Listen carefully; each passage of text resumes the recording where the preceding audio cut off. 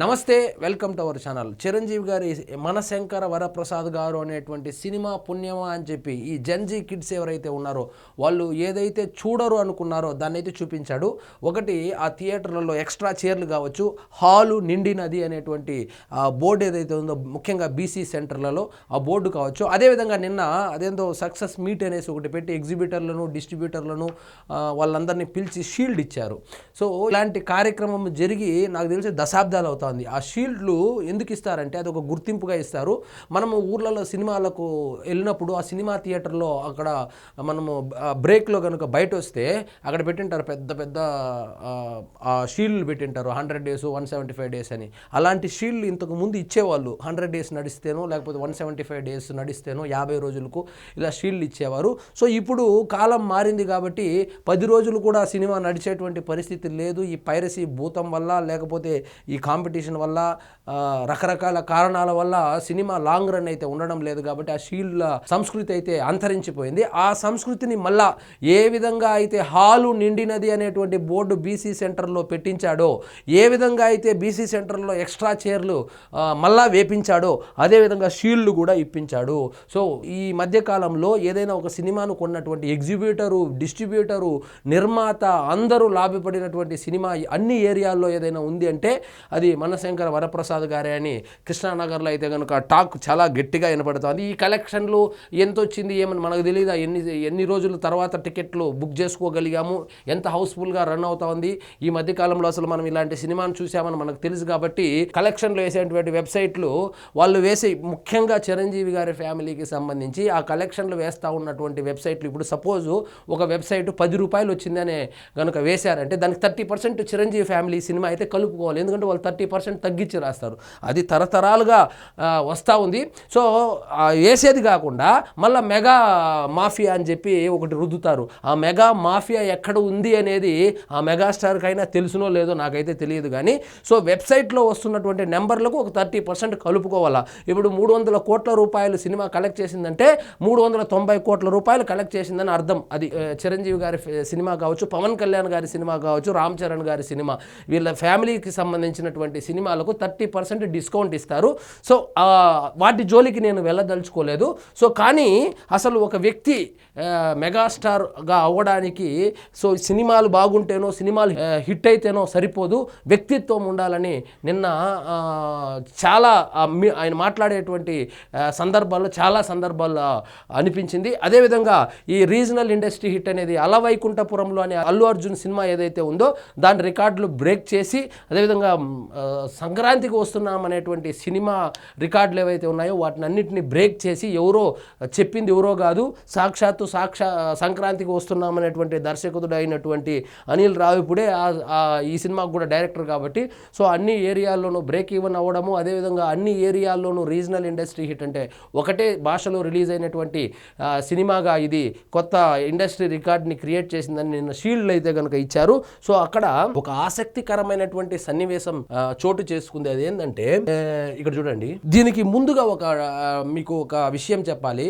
రఘుబాబు అని ఒక యాక్టర్ ఉంటాడు. ఆ రఘుబాబు అనేటువంటి యాక్టరు బన్నీ సినిమాల్లో ఏదో సినిమాల్లో ఒక సినిమాల్లో నటిస్తే చిరంజీవి గారు అతన్ని పైకి రమ్మని చెప్పి ఆ రోజు అతన్ని సభాష్ అని చెప్పి అతని యాక్టింగ్ నాకు చాలా బాగా నచ్చింది, నాకు బాగా నచ్చింది, మా ఆవిడ సురేఖకు బాగా నచ్చిందని చెప్పడం ద్వారా తనకు 30 నుంచి 35 సినిమాలు ఆఫర్లు వచ్చాయని చెప్పి ఆయన చెప్పడం జరిగింది. సో నిన్న కార్యక్రమంలో మీరు సినిమా కనుక చూసి ఉంటే అందులో బాల నటులుగా ఉన్నటువంటి చిరంజీవి గారికి పిల్లలుగా నటించినటువంటి వాళ్ళు కావచ్చు, వాడు కూడా సిగరెట్ తాగుతాడు కదా స్కూల్లో, ఆ పిల్లోడు కావచ్చు, వాళ్ళ ముగ్గురికి సరైన గుర్తింపు లభించిందా లేదా తెలియదు, కానీ స్టేజ్ మీదకి పిలిచారా లేదా తెలియదు. కానీ చిరంజీవి లాంటి వ్యక్తి కనుక ఆ ముగ్గురు పిల్లోల్ని కనుక పిలిచి వాళ్ళ పేర్లు స్టేజ్ మీద చెబితే, గుర్తిస్తే వాళ్ళ సినీ కెరీర్కి బాగుంటుందనేటువంటి ఉద్దేశంతో, మంచి మనసుతో, వాస్తవంగా చిరంజీవి గారికి అక్కడంత టైము లేదు, వాళ్ళను గుర్తు పెట్టుకోవాల్సినటువంటి అవసరం కూడా లేదు.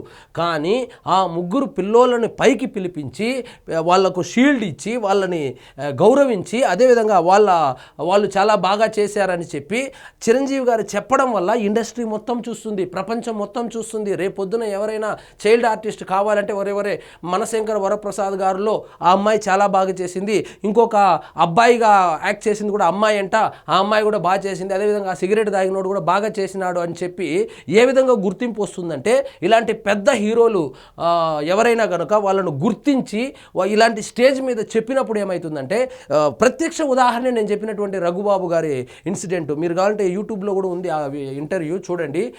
ఏదో సినిమాకు సంబంధించి చిరంజీవి గారు స్టేజ్ మీదకు పిలిపించి గుర్తించి మాట్లాడిన దానివల్ల 30 సినిమాలు వచ్చాయని చెప్పి ఆయన అయితే చెప్పుకోవడం జరిగింది. సో ఇప్పుడు ఈ పిల్లోళ్లను ఏ విధంగా పైకి పిలిపించుకొని ఏ విధంగా గుర్తించారో చూడండి.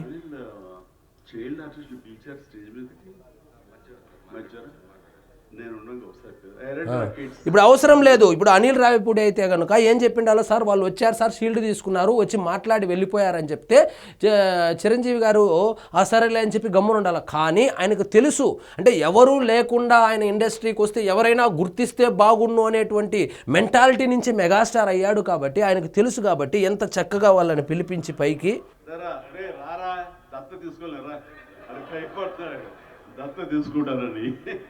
ఖుషి అండ్ ఊహా ప్లీజ్. ఖుషి అండ్ ఊహా అంట క్లారిటీగా చెప్పలో అది మిస్ అయింది. దత్త తీసుకోండి సార్, చెర్రీకి పక్కన కర్రీగా పడి ఉంటాను అంటే నా ఒర్రి మొదలవుతురా వద్దలాగా. ఇతనేమో ఆల్రెడీ సంక్రాంతికి వస్తున్నామనేటువంటి సినిమాలోనే ఫేమస్ అనుకోండి, ఇతని గురించి కాదు. వీళ్ళిద్దరు చూడండి, ఇతను సిగరెట్ తాగిన అతను, పెద్ద కూతురు, ఈ కొడుకుగా చిరంజీవి గారికి కొడుకుగా చేసినటువంటి అమ్మాయి చేసిందంట కొడుకుగా.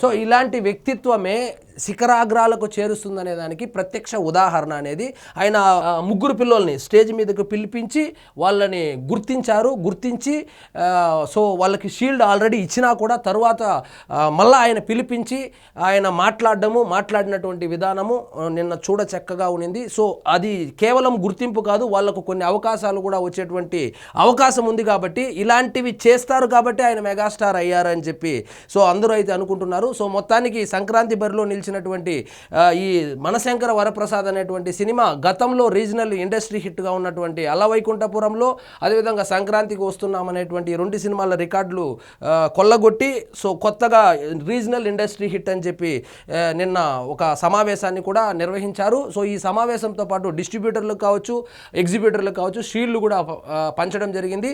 సో ఈ కార్యక్రమంలో ముఖ్యంగా ఈ ఒక సన్నివేశమే కాదు, అనిల్ రావిపూడి గారి తండ్రి గారు మాట్లాడినటువంటి మాటలు కావచ్చు, వివి వినాయక్ గారు మాట్లాడినటువంటి మాటలు కావచ్చు, అదేవిధంగా చిరంజీవి గారు మాట్లాడినటువంటి మాటలు కావచ్చు, వెంకటేష్ గారు మాట్లాడినటువంటి మాటలు కావచ్చు, కొంచెం ఓపిక చేసుకొని యూట్యూబ్లో ఉంటుంది చూడండి.